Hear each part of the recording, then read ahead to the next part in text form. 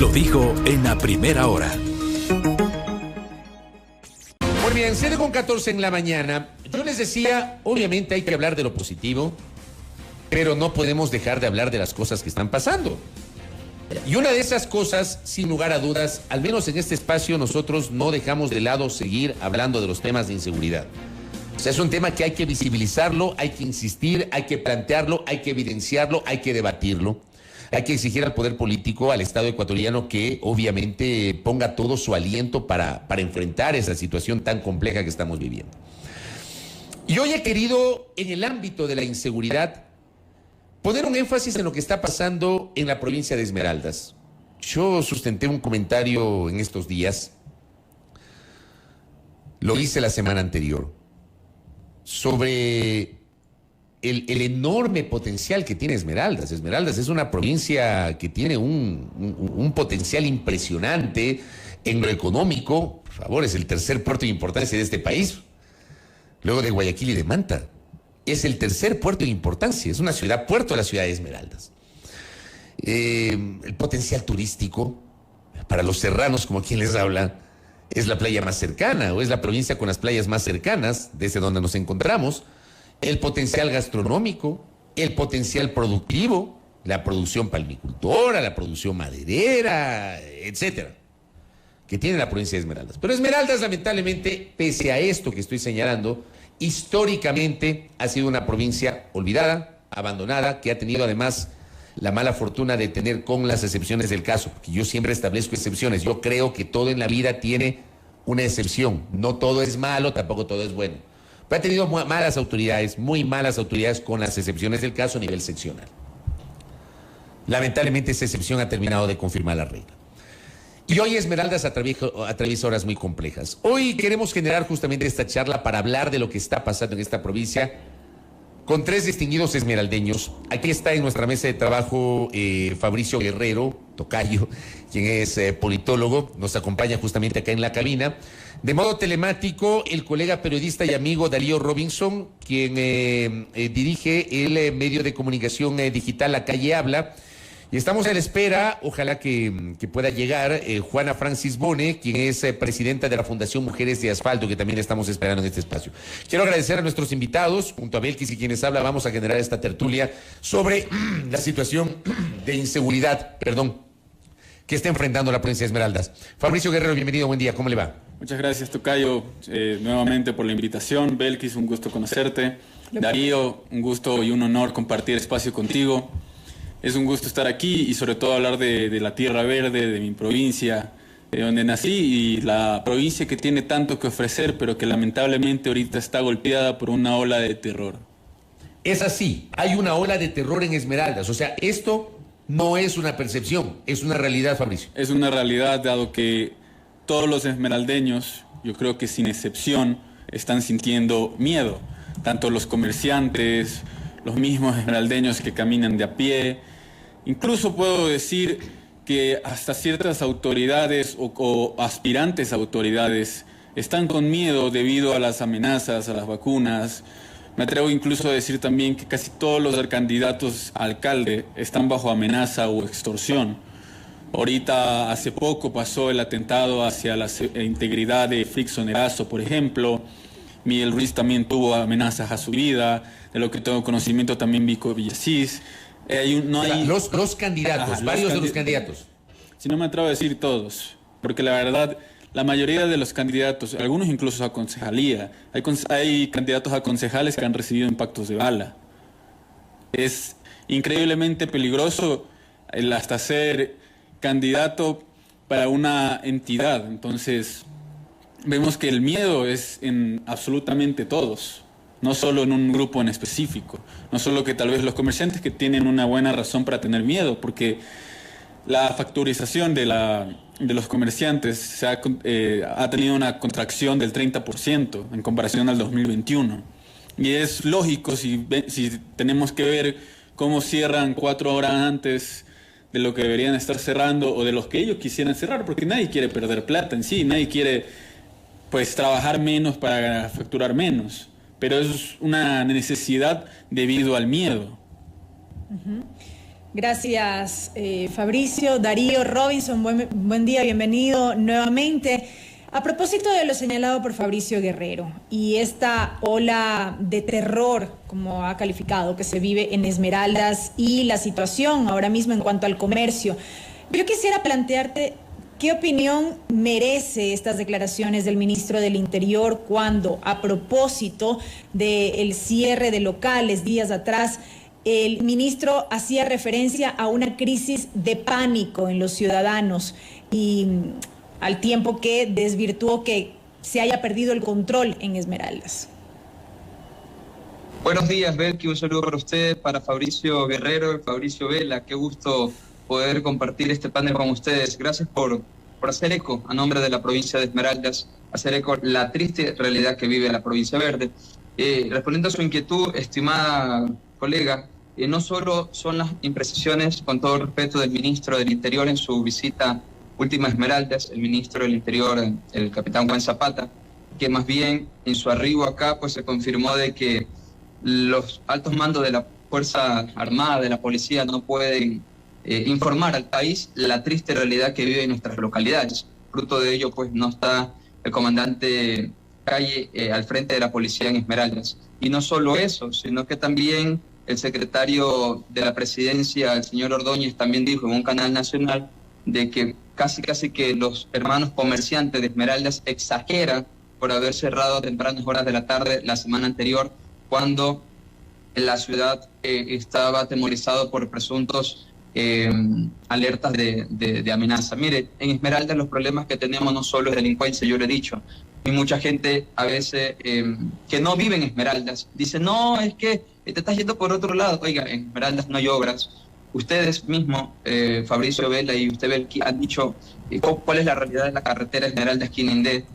También es parte del problema. ¿Qué pasa con los jóvenes? A los jóvenes no le dan la oportunidad de estudiar, a los jóvenes no le dan la oportunidad de ejercer sus deportes. Todo eso tiene que ver, porque es que si no le das oportunidad a los jóvenes en salud, en educación, en cultura, en deporte, entonces ¿qué hacen estos grupos delictivos? Lo que hacen es captarles, ¿sí? Entonces, si los jóvenes están en las calles sin hacer nada, en la esquina, ¿qué les ha ofrecido como Estado, como institución? Darío, y también, perdón que interrumpa, Darío, y le pregunto porque usted obviamente, como por su condición de periodista y de reportero, está permanentemente en la calle. ¿Qué fue lo que pasó la semana anterior en el centro de Esmeraldas? Hubo el paso de un cortejo fúnebre y de pronto, y hay videos que se viralizaron, todos los locales comerciales cerraron. ¿Qué fue lo que pasó? Relátele a la audiencia qué fue lo que ocurrió la semana anterior, Darío. Sí, la semana anterior se había ya anunciado en las redes sociales por parte de ciertos grupos delictivos, diciéndole, vamos a tomarnos el centro de la ciudad porque días atrás habían asesinado a uno de sus miembros. Entonces lo que, como un tipo ritual, como una tradición de estos grupos, pues, primero que el féretro iba custodiado por la policía. En el resto del centro de la ciudad no había policía, y no me lo estoy inventando. Habían reportes en vivo de medios, colegas como Saeta TV, Noticias al Instante, que estaban en las calles recorriendo y no había policía en ninguna parte de la ciudad, solo había policía custodiando el féretro. Entonces la gente, también se escucharon detonaciones, ¿sí? Y cuando llegaron al cementerio general de la ciudad de Esmeraldas, también hubieron detonaciones y juegos pirotécnicos. Entonces eso, ¿qué hace la gente? Cierra, pues. ¿Y quiénes son los perjudicados? La gente que trabaja, porque si usted se gana $10 diarios en un local, ya no va a ganar esos $10 diarios, porque el dueño del local tiene que cerrar temprano. Entonces yo no veo ahí dónde está tampoco la reactivación económica. Entonces eso fue lo que ocurrió la semana pasada, pero tampoco es la primera vez que ha ocurrido esto, ¿no? No es la primera vez. En algún momento en la calle Juan Montalvo, ingreso del cementerio general, también ocurrió algo parecido, que vieron videos donde se evidenció el asalto a un taxista. Entonces no es la primera vez. Correcto, Darío. Decía Darío Robinson, Fabricio Guerrero, que hay que atacar los problemas de fondo. Que esto también lo comenté la semana anterior, y se lo dijimos acá con Belkis, al ministro de Inclusión Económica y Social, que tuvo la gentileza de acompañarnos en una entrevista. El Estado está haciendo algo. Cuando digo el Estado, no solamente me refiero al gobierno central o al gobierno de turno. El Estado está haciendo algo para atacar la génesis de esta ola delincuencial que justamente tiene que ver con situaciones sociales? ¿O solo se trata de medidas parche? Yo creo que hay que enfocarse, o que bueno, debería cambiarse el enfoque, pues como usted mismo lo dijo, tocayo, de todas las entidades, hacia la ayuda al por qué el narcotráfico, el crimen organizado está captando tanto recluta, tanto joven, por qué ellos están dispuestos a morir por una organización criminal. Porque vemos a niños, y lo digo en toda la palabra niños, porque no tienen ni 12 años, ya estando en las bandas delincuenciales. Vemos cómo participan en videos, vemos cómo incluso hay otros funerales donde se los entierran con armas, sus propias municiones, granadas, a chicos que no deben tener más de 17 años, que siguen siendo menores de edad. Entonces, yo creo que pues falta una unidad entre las autoridades del país, entre las autoridades de la provincia, para luchar contra este mal. Y sobre todo creo que hace falta el enfocarnos, como dice Darío, en este problema de fondo, que es lo social, y que es el captar por qué los chicos están dispuestos a morir por una banda delincuencial. Yo creo que hay que justamente enfocarnos en este problema, ya que no es algo que haya pasado este año o que sea algo reciente. Entonces es un problema que está tomando fuerza, que ha tomado fuerza y que seguirá tomando fuerza mientras más lo tal vez ignoremos o mientras más estemos luchándolos desde diferentes frentes y no unidos. Eso tendría que decir Tocayo. Se trata de un problema de falta de unidad. Se ha cuestionado al gobierno por su falta de acción, sobre todo en lo que tiene que ver con Esmeraldas. Pero ¿qué pasa, por ejemplo, con las autoridades locales? Vemos una pelea entre autoridades, esto me podrá dar la razón o desmentirme Darío, pero vemos una pelea entre autoridades. Lo que menos vemos es una unidad. O sea, no hay unidad de las autoridades en Esmeraldas. No, para nada. Cuando hablamos de autoridades nos referimos gobernador, claro, o gobernadora, tienen allá, ¿no? Gobernadora. Gobernadora, alcaldesa, prefecta. Ajá. Y incluso si queremos meter a los concejales, a diferentes autoridades, o incluso referentes de la provincia. Y a los asambleístas. Unidad. Ajá, no hay unidad. No es que digan, bueno, vamos a dejar nuestras diferencias políticas donde debemos dejarlas. Tenemos este problema en Esmeraldas. Unámonos en pro de la seguridad de nuestros votantes, de nuestros mandatarios. No pasa. Correcto. Darío Robinson, ¿qué pasa justamente con las autoridades locales? Bueno, en efecto así es como dice Fabricio Guerrero. En Esmeraldas, para quienes no tienen la oportunidad de conocer un poco el tema político en la provincia, tenemos una alcaldesa que es Lucía Sosa, que responde a Unidad Popular. Tenemos a Roberta Zambrano, que responde al Partido Social Cristiano, que es la prefecta. Tenemos a la gobernadora Tania Obando, obviamente le creo. En Esmeraldas se eligen 4 asambleístas, pero tenemos una más, porque en este caso la asambleísta Paola Cabeza, que es de UNES, pero es esmeraldeña. Entonces tenemos 5 legisladores: Lenin Lara, Patricia Mendoza de UNE, Javier Ortiz del Partido Social Cristiano, Rina Campaín de Gobierno, de Creo, y la asambleísta nacional esmeraldeña Paola Cabeza. ¿Dónde están los legisladores de la provincia verde? ¿Dónde están los 7 alcaldes de la provincia? ¿Dónde está la gobernadora? ¿Dónde está la alcaldesa de la capital? ¿Dónde está la prefecta? Y claro, yo lo he dicho, y aunque se escuche un poco trillado, pero ellos sí están armando estrategia, eso sí es verdad, pero estrategia para ganar las reelecciones el próximo 5 de febrero del 2023. Y es terrible lo que está pasando, es terrible porque si por un lado las declaraciones del ex comandante de la policía quería un poco insistir a que el gobierno le preste atención a Esmeraldas, pero mira lo que pasa, luego de un par de días le sacan. Entonces eso es como una advertencia: pilas con el resto de los funcionarios de altos mandos de la Fuerza Armada o del mismo Estado ecuatoriano en revelar la realidad que ocurre en Esmeraldas, porque su puesto en cualquier momento puede quedar vacante. Entonces, ¿cómo? O sea, se supone que quien te debe de apoyar son las autoridades, pero si una de estas autoridades se decide salir a la luz, entonces te quitan el apoyo. Por parte, ustedes preguntaban, ¿qué están haciendo las autoridades? Bueno, la alcaldesa Sosa ha dicho en reiteradas ocasiones que por parte del municipio se ha invertido una fuerte cantidad de dinero para la inversión de un proyecto denominado Ciudad Inteligente, que consiste en instalar cámaras en algunos puntos de la ciudad. Yo les pregunto a los esmeraldeños que están viendo esta transmisión, ¿esas cámaras han servido? Esas cámaras han servido para el beneficio de los esmeraldeños. Entonces, ahí está la respuesta. pero tienen cámaras, Darío. ¿Hay cámaras y están funcionando las cámaras o no? ¿Ya se han implementado?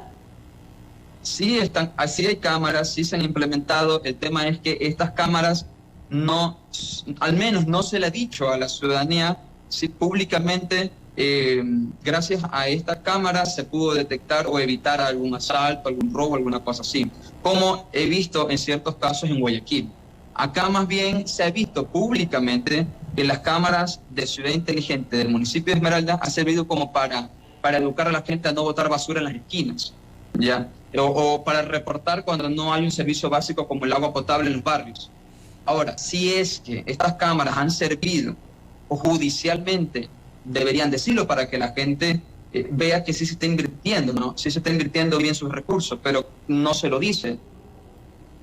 Correcto, ya la tengo aquí y le agradezco a Juana Francis Bon está con nosotros, ya llegó, me imagino que tuvo alguna dificultad por el tráfico también a esta hora. Ella es presidenta de la Fundación Mujeres de Asfalto. Juana, qué gusto recibir en nuestro estudio, bienvenida. Muchísimas gracias por el espacio y lamento, desgraciadamente, hola Darío, me da mucho gusto. Desgraciadamente el tráfico me cogió súper mal a mí. Me imagino. Y el clima también, pero bueno. Es mujer de tierra caliente, ¿no? Entonces... Obviamente, soy de mar. Así es. Oiga, bueno, me gustaría su criterio con Fabricio Guerrero y con Darío Robinson. Estuvimos ya explorando un poco, analizando lo que está pasando en Esmeraldas. Y le voy a hacer la misma pregunta con la que arranqué justamente el diálogo con Fabricio Guerrero. ¿Es tanto así de grave la situación de inseguridad que enfrenta Esmeraldas o termina siendo una percepción? ¿Cómo le ven ustedes desde el ámbito de las mujeres? Mira, lo que sucede es que yo los venía escuchando en el carro. Y creo que las intervenciones tanto de Darío como del colega han sido bastante acertadas. Primero porque yo no sé cuál es la insistencia del actual gobierno de minimizar la realidad de la provincia de Esmeraldas. Y cuando hablo de minimizar, hablo de no reconocer el impacto político y el desgaste que se tiene cuando se habla de seguridad desde los armamentos.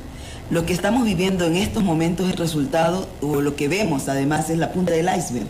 Debajo de esto encontramos una cartografía de desigualdad planteada en la provincia, pero que además la vemos en otras provincias del país. La realidad es cómo se está enfrentando y qué soluciones o respuestas se está dando. Hay una cosa en que nosotras hemos insistido en varios espacios que hemos participado, y es en la urgencia y la importancia de transparentar la política económica.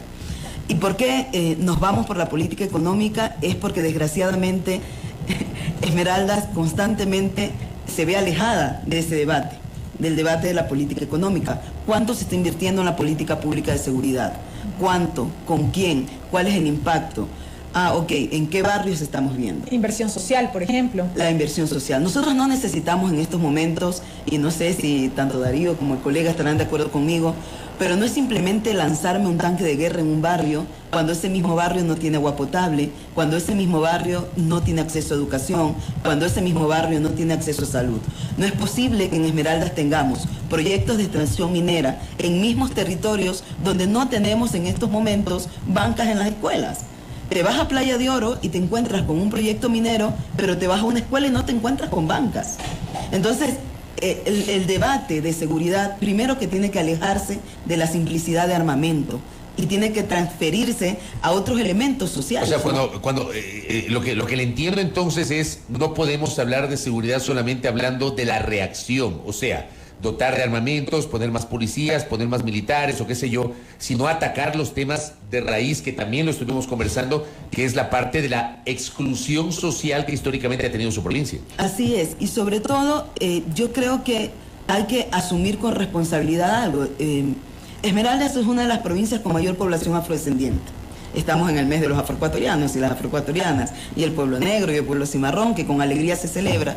Pero también hay que reconocer que la exclusión y el tema de estar hablando de democracia en un sistema racista responde también a las exclusiones territoriales. No es accidental que el tema delincuencial o los cuerpos que se ven criminalizados en la estrategia de seguridad que plantea el gobierno esté también en la isla Trinitaria en Guayaquil, o en Carapungo, aquí en el caso de Quito, o en las zonas periféricas, mal llamadas periféricas, pero bueno, que sí son periferias, en la provincia de Esmeraldas, ¿no?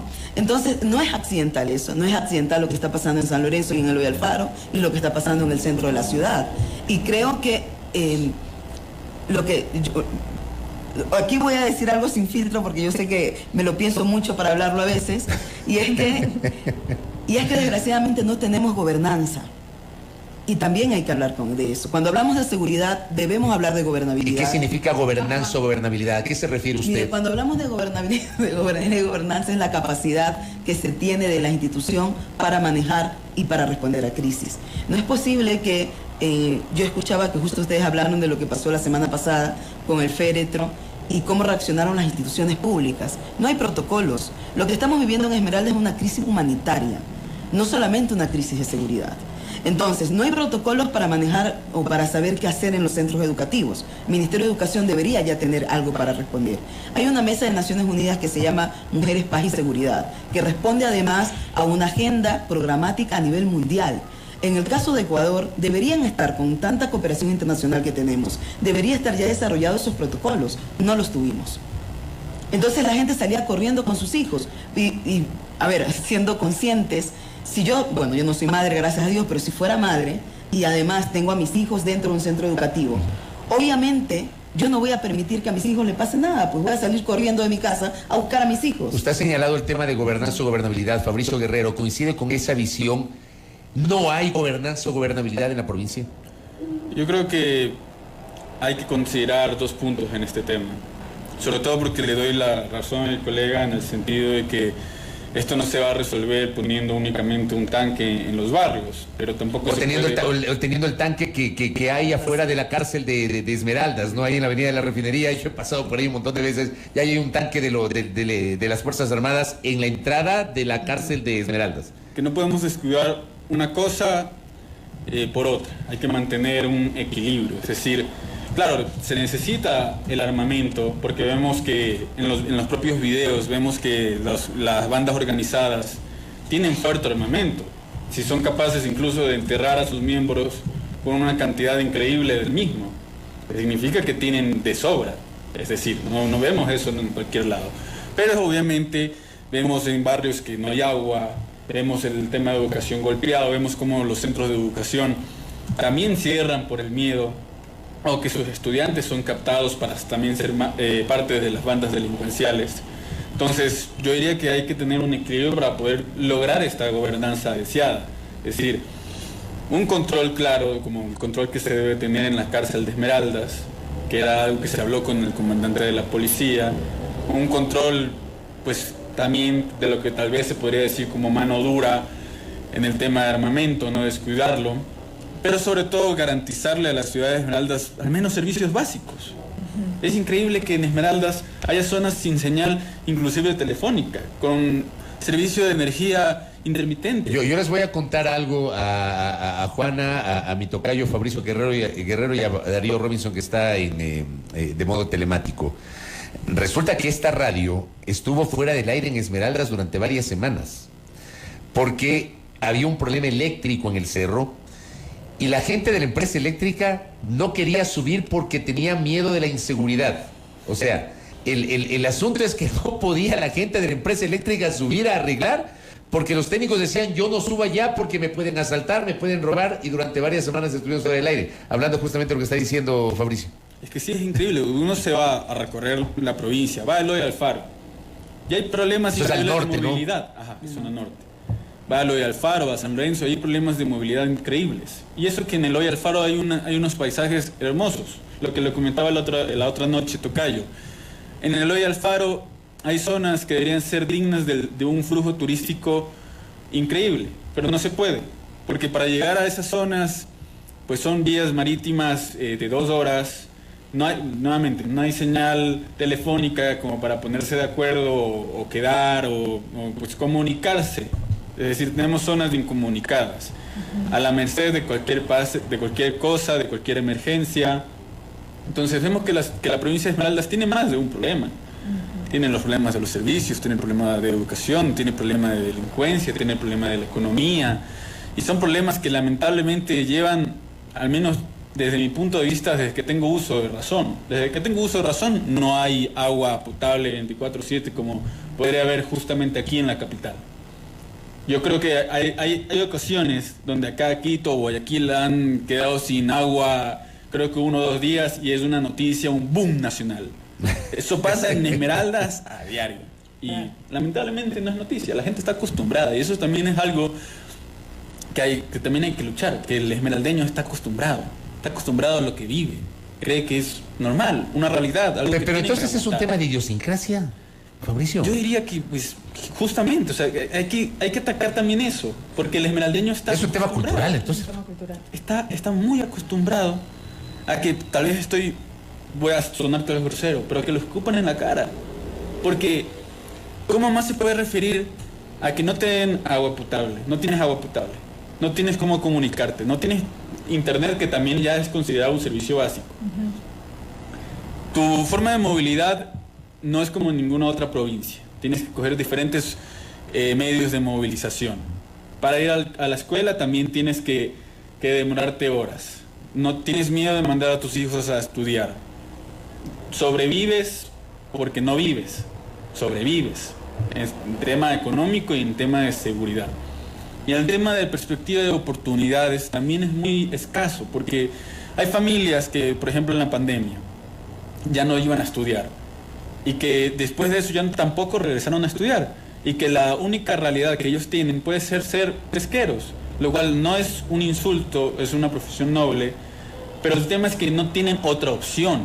Una cosa es que uno haya decidido dedicarse a la pesca, que está bien, pero el tema es que hay familias que no tienen opción, que ya es el destino que tienes o morirte de hambre. Es lo único, de acuerdo. Voy rápidamente a la pausa y voy a regresar con la reflexión de Darío Robinson. Estamos en esta charla muy interesante hablando sobre, con 3 esmeraldeños, la situación de Esmeraldas desde el punto de vista económico, la inseguridad que está enfrentando la provincia verde, y hemos tomado como referencia justamente por los hechos de los últimos días o semanas que realmente preocupan y preocupan mucho. Vamos a la pausa y al regresar seguimos hablando aquí en A Primera Hora, 7:41, no se desconecte de nuestra señal informativa. Seguimos 7:43, estamos hablando sobre la situación de Esmeraldas con Juana Francis Bone de Mujeres de Asfalto, Fabricio Guerrero, politólogo, y nos acompaña Darío Robinson, colega periodista de Modo Telemático Belkis. Y vamos precisamente con Darío Robinson. Yo me quedo con algo que señalaba Juana Francis Bone precisamente en el bloque anterior.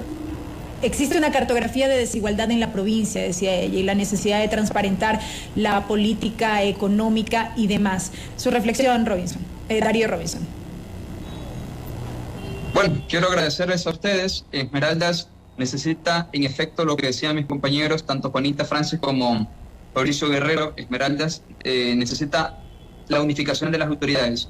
Hay que darle oportunidad a los jóvenes, a las mujeres, a la gente de Esmeraldas, a sus habitantes. No le han dado las herramientas necesarias. Yo no sé si es que Esmeraldas nos han abandonado por ser negros, por ser pobres, por ser zona fronteriza. ¿Qué está pasando con Esmeraldas? Pero necesitamos juntarnos todas y todos. Esto no solo es culpa de los que hoy están gobernando en Esmeraldas, sino también es lo que hemos heredado de quienes han gobernado ayer. Y necesitamos ya dejarnos de tirarnos la culpa uno a los otros, si es que fueron los de izquierda, si fueron los de derecha, si fueron los de centro, si los que gobernaron ayer, los que gobernaron hoy. Hoy tenemos culpa todos, tenemos culpa a los periodistas, tenemos culpa a los padres de familia, tenemos culpa las autoridades que están en funciones, los padres de familia, porque no olvide que también hay reporte de que cuando detienen a algún adolescente, algún joven, en algún acto delictivo, lo primero que hace el papá, la mamá, es decir, no, mi hijo es inocente. Entonces, todo eso tiene que ver, y no solo, como decía Juana, Juanita, no vas a resolver un problema con armas, sino también hay que darle tema de formación. Y es que por eso es que las organizaciones sociales, dígase ustedes, jóvenes, de mujeres, de adultos, temen en presentar alguna iniciativa a las instituciones porque dicen que no tienen recursos. Desde ahí también se va construyendo una verdadera ciudadanía y un verdadero empoderamiento para bajar los índices delincuenciales que está hoy por hoy azotando a todo el país, pero particularmente a Esmeraldas. Sobre esto que analizaba Juanita precisamente respecto de no lanzar, de que no se trata solo de lanzar un tanque de guerra en el barrio y demás, yo tengo una preocupación puntual y tiene que ver con que, claro, como el enfoque está en el tema de atacar la inseguridad y los niveles de delincuencia, vemos, por ejemplo, que entre las acciones que se anuncian está la implementación de nuevos cuarteles de policía, la dotación de más efectivos policiales. Yo me pregunto, esta medida que se busca adoptar realmente va a atacar el problema. Tuvimos la experiencia de Sociovivienda 2 en Guayaquil, por ejemplo, en donde esa zona estaba tomada, los policías no podían ingresar. ¿Qué hace pensar que el refuerzo policial como tal va a lograr hacer frente a lo que se está viviendo en temas de inseguridad? Los diferentes ministros de gobierno que han pasado, tanto el gobierno de Moreno como ahora el gobierno de Lasso, han liderado las mesas de seguridad en Esmeraldas, y el último ministro fue Juan Zapata, y todos se han comprometido con fortalecer el tema del comando de la policía, por ejemplo, en Atacames y en Esmeraldas, y la realidad es otra. Todos se han comprometido y han dicho que van a mandar elementos policiales a la provincia y finalmente no cumplen. Ahora, recientemente, el capitán Juan Zapata dijo que se iba a instalar 3 comandos o a fortalecer 3 comandos en los cantones de Esmeraldas, Atacames y Río Verde, respectivamente, y que se iba a arribar a Esmeraldas 200 elementos. El nuevo comandante de la policía en Esmeraldas dijo en las últimas horas que el hecho de que vengan en esta semana los 200 elementos, eso no quiere decir que van a salir de inmediato a las calles, porque dicen que cuando ya estén aquí recién se los va a preparar para que sepan cómo atacar y bajar el índice de delincuencia. Es decir, no es que porque esta semana vengan los 200 elementos de una van a salir a las calles. No es tan, al parecer no es tan fácil garantizar la seguridad, y al parecer no es tan fácil ver en las calles de Esmeraldas policías, militares, porque al parecer recién los van a preparar. Darío, una cosa adicional, ¿cómo está la situación de la cobertura periodística en Esmeraldas? O sea, ¿ustedes pueden hacer periodismo, pueden hacer cobertura, o también tienen algún tipo de situación incómoda o de amenaza?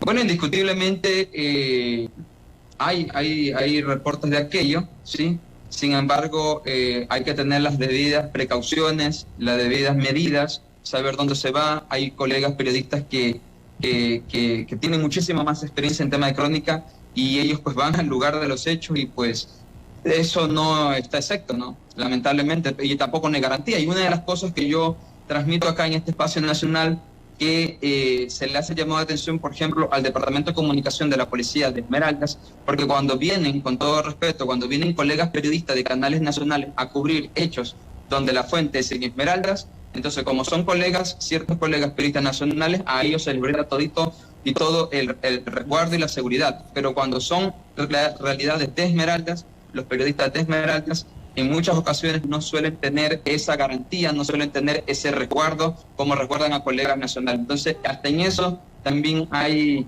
bastante selectividad, por decirlo así, por parte de las Fuerzas Armadas. Correcto. Juana Francis Bones, ¿qué opinas sobre estas reflexiones?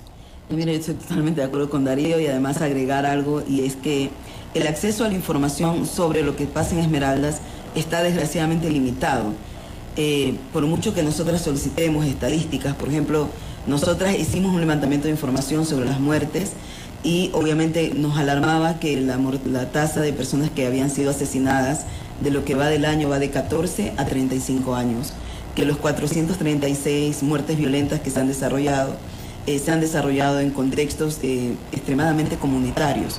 Entonces estamos hablando de que la intervención a las comunidades, y en eso insistimos, no puede ser simplemente con tanques de guerra. Hay que hablar de seguridad desde apuntar a un tema más integral, y yo reconozco, por ejemplo, que hay temor también en hablar. Hubo un momento de silencio por parte de los medios alternativos y medios tradicionales, y tenía que ver porque no sabían qué protocolo aplicar para el tema de su seguridad. Desgraciadamente, la estrategia que nos llegó Zapata a comentar a Esmeraldas hablaba de los turistas pueden venir, pero no solamente es hablar de los turistas, sino de quienes habitamos la provincia, en qué condiciones nos sentimos las mujeres y quienes habitamos la provincia seguras y seguros. Entonces, cuando ves que una institución lanza un comunicado de que se va a trabajar hasta las 2 de la tarde, obviamente la institución está reconociendo la problemática de lo que está pasando. Y hay algo que se me había pasado por alto, y es, en estos momentos, las mesas que se han armado de trabajo en Esmeraldas son unas mesas que se han armado por fuera de la ciudadanía.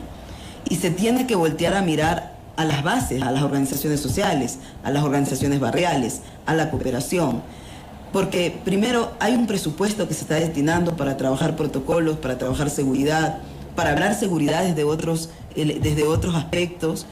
Y creemos que cuando el Estado viene con su megaestructura y monta una mesa, en una mesa que no están participando la ciudadanía, donde además son funcionarios que son foráneos, que no forman parte de quienes habitan la provincia, sí es muy complejo realizar un plan de seguridad. Es muy complejo que ese plan, bueno, pueden realizar un plan desde el escritorio, pero no es un plan que va a dar resultados a mediano o largo plazo dentro de la provincia.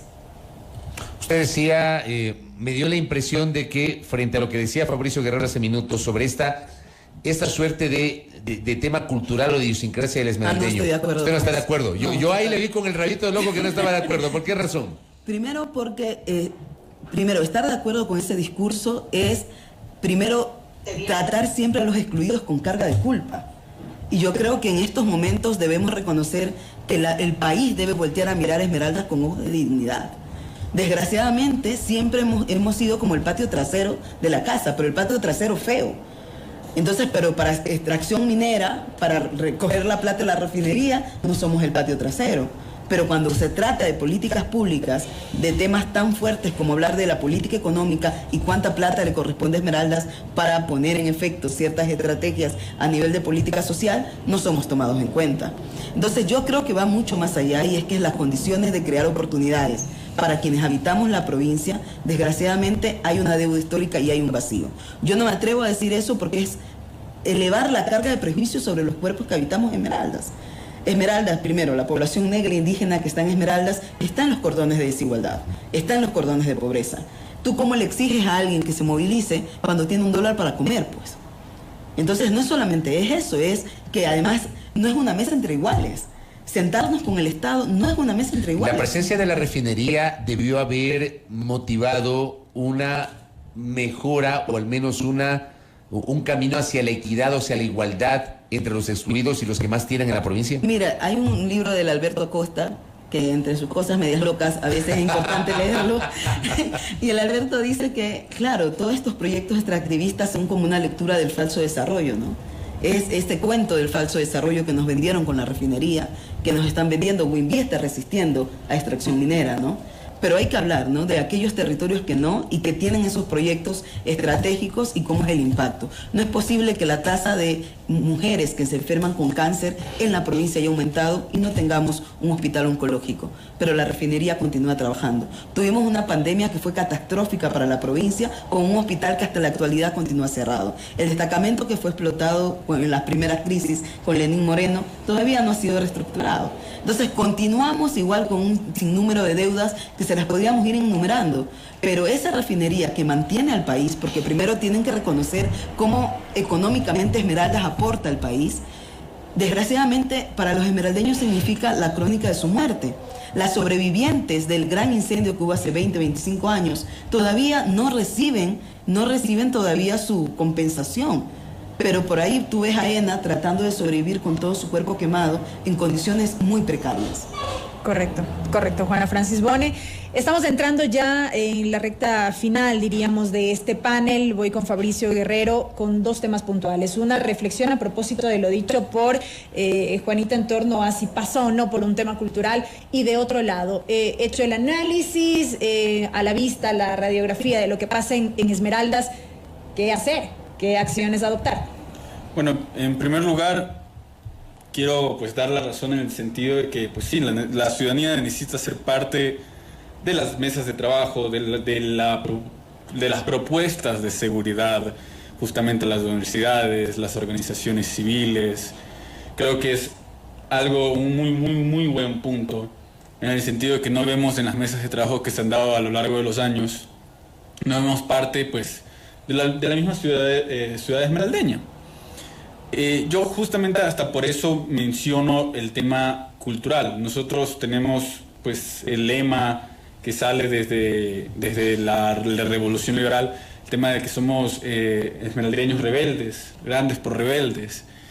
Entonces, actualmente, y puedo estar equivocándome, no veo mucho de esta rebeldía en general. Veo grandes referentes de la ciudad y de la provincia en general que han impulsado medidas, que han alzado su voz en contra del Estado, en contra de las autoridades, a favor de que se haga algo.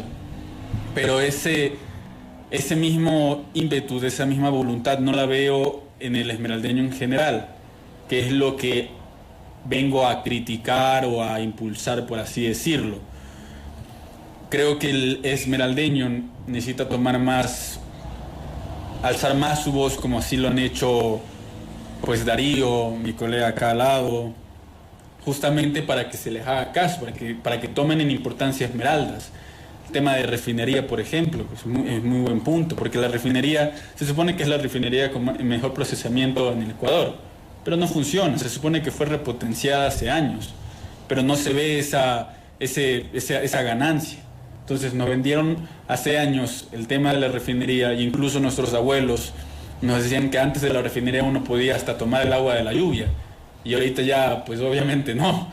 El tema de Esmeraldas es una provincia que sí es la provincia verde, pero está contaminada, está enferma, está golpeada por diferentes males. Pero el tema cultural yo lo digo porque siento que el esmeraldeño está acostumbrado justamente a estos males. Le voy a leer lo que nos escribe el sociólogo político Fernando Muñoz Miño.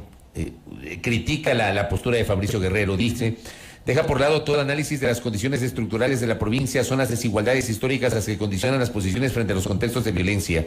Responsabilizar a la población es ignorar las responsabilidades que tiene el Estado y también la sociedad en pleno frente a las matrices de desigualdad que en Esmeraldas son múltiples. Nos dice Fernando que tampoco está de acuerdo con su posición. O sea, de alguna manera lo que usted dice podría entenderse como que al final la culpa es de los ciudadanos y no del Estado. No, porque claramente la responsabilidad es del Estado, es de las autoridades. No quiero hacerme entender a que estoy diciendo que la situación de Esmeraldas es netamente por la culpa de los esmeraldeños. Hablo de que la forma en la que el esmeraldeño está acostumbrado a vivir así, que es algo que se debe cambiar ese chip. No, yo tampoco soy. Entonces, la verdad yo creo que es eso, más que nada. Porque yo he recorrido en general la provincia y no es un tema de que les hace algo raro. Y es justamente también, lo podemos ver en la prensa, cómo Esmeraldas puede estar días sin agua y tampoco es una noticia a nivel nacional. Es como una comparación. Entonces, la responsabilidad obviamente no es del esmeraldeño, pero tampoco creo que se deba mantener ese chip de que estamos pues en una normalidad. Estamos afectados por diferentes males. Correcto. Juana Francis, iba a decir algo. Lo que sucede es que hay una naturalización del contexto que tiene Esmeraldas. Pero eso no quiere decir que el ciudadano no se interpele lo que está viviendo. O sea, nosotras por las condiciones del trabajo que realizamos, transitamos toda la provincia. Y la gente resiste. La gente no está viviendo en un colchón de comodidad. La gente está resistiendo a las condiciones de vida que tiene la provincia. Creo que es importante reconocer, yo siempre hablo de como 3 puntos importantes en los movimientos que tiene Esmeraldas, ¿no? Uno, que Esmeraldas se replanteó el tema de educación y exigió tener una universidad. Todo lo que ha alcanzado Esmeraldas ha sido constantemente una lucha. No es una lucha con piedras necesariamente, pero ha sido una lucha. Hay un segundo punto que creo que hay que ponerlo sobre la mesa y es la capacidad de solidaridad que se tiene entre los ciudadanos. Y nos demostró la pandemia, ¿no? El cruce de vegetales con mariscos para algunas zonas y sostenerse. Y el otro punto que creo que los esmeraldeños, como la mayoría de América Latina y el Ecuador, somos amorosamente políticos. Entonces, que me van a decir, Juana, ¿de qué estás hablando con eso de amorosamente político? Tenemos nuestras emociones a tan fluir que nos compadecemos luego. Y por eso la tenemos a Lucía de alcaldesa. Y por eso la tenemos a Roberta. No, es en serio. Si haces un análisis político, tú dices, desgraciadamente, como somos tan emocionales políticamente, claro, es que mira, la ofendieron a la Lucía, hay que votarla porque hay que darle la oportunidad. Ahora yo escucho cuando camino... Pero Lucía fue, me parece, 2 o 3 veces perfecta. Sí, pero es que, pobrecita, que le falta todavía. Ella necesita la oportunidad para continuar. Y ahora escucho... Pero digo, si le eligieron 2 o 3 veces perfecta y era alcaldesa, me imagino que por algo de haber sido, ¿no? Yo debería hablar de experiencia política, debería hablar de una estrategia, la man es consciente de lo que está haciendo. Pero, por ejemplo, ahora escuchas con Vico y dice, no, es que Vico ya se merece ganar la alcaldía. O sea, la gente no está pensando en cuál es la estrategia de campaña, si las ideas de Frickson o de Yorbeli son buenas, sino que no, es que ya Frickson Vico ya merece ganar, entonces hay que votar por Vico. Entonces hay un ambiente político que ahí yo volteo a mirar a las organizaciones políticas, porque sí parece cruel que hagas campaña sobre los muertos, ¿no? Estamos en un duelo permanente y haces duelo sobre eso. Y creo que en medio de todo hay una frase de un grupo, antes de cerrar, del grupo Manglar, que ellos dicen: a veces resistimos hasta con la marimba. Y hasta eso nos hicieron pensar que era malo. Que era satánico, sí. Que, claro, nos querían convencer que estaba mal, que continuáramos sosteniendo memoria colectiva a través de los instrumentos. Nos quisieron hacer pensar que nuestra forma solidaria de vivir, de familias múltiples y demás, estaba mal. Y que eran condiciones precarias de vida, pero nadie dimensionaba cómo se sostenía una casa cuando hay 4 familias adentro, ¿no? Entonces, hablar de Esmeraldas es reconocer que hay dinámicas totalmente diferentes a lo tradicional que podíamos ver en otras provincias del país. Correcto. Y cierro con Darío Robinson, reflexión final para justamente cerrar esta charla. Darío. Préndame el micrófono, Darío. Ahora sí. Dele. Estoy de acuerdo con lo que dice Juana Francis. Necesitamos también refrescar la institucionalidad con quienes han estado al frente. Y claro, usted, Fabricio, se preguntaba, pero si estuvo 14 años Lucía Sosa en la prefectura, ¿cómo es que votaron por ella y ahora la gente está quejándose de las faltas de obras y de todo? Es que la estrategia que utilizaron en la prefectura pensaron que le iba a funcionar en la alcaldía comunicacionalmente hablando, y pues bueno, no es lo mismo, ¿no? Pero yo creo que esto entra en la reflexión, y también a los habitantes de la provincia de Esmeraldas, en los 7 cantones, y particularmente en el cantón Esmeraldas, toca revisar como los planes de trabajo, las propuestas, y preguntar a las candidatas y a los candidatos: muy bien, el tema de seguridad, turismo, cultura, etcétera, ¿cómo lo van a hacer? Porque es que todos están preocupados, según ellos, por el tema de la inseguridad que vive el cantón, pero a la hora no tienen ni la remota idea de cómo poder resolver esto o con qué sectores unificar alianza.